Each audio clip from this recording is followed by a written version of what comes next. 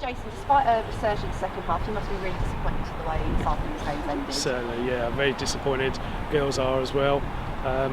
Thought we had done enough, and they did as well, to get us back into it. Played really well second half.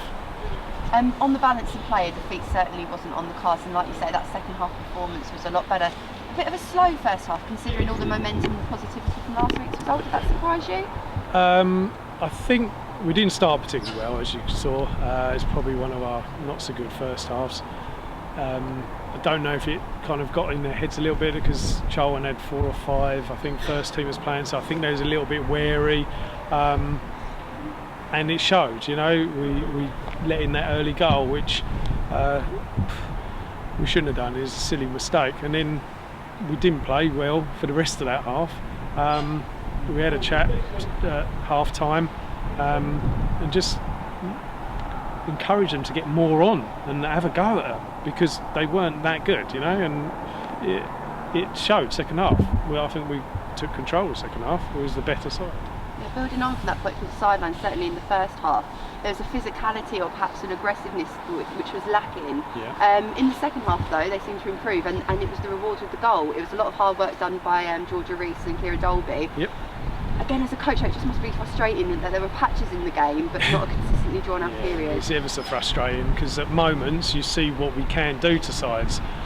You know, they're a strong side, Charlton, and you know, when we got going, we got in behind, and we had, you know, 2 or 3 chances in the second half. And they are, you know, as I've repeated before, you know, they are young, but they're strong now, and it's a real shame today. Reflecting on the positive though, Georgia Pilbeam worked tirelessly up front, and she got her rewards for a good afternoon's graft, and the nature of the goal, like you say, a really, really classy team goal. Yeah, it was worked well up from the left side, and then I think it's Kira, wasn't it, that put it across to Georgia. Georgia finished.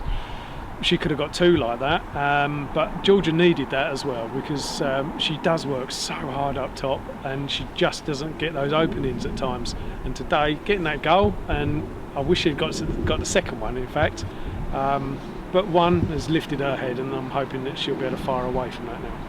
You said in your post-match interviews before how much the girls are learning this season, and they've learnt the toughest lesson as well today. I mean, the nature of the way the second goal was conceded, perhaps they could have shown a little bit more maturity to take the pace of the game. Is that a lesson that perhaps Imogen and her back four will always remember now? Yeah, I mean, last week it was a case of a bit of, you know, there was 10-minute spell where we dropped off, we let Sheffield in, and, you know, they took the game.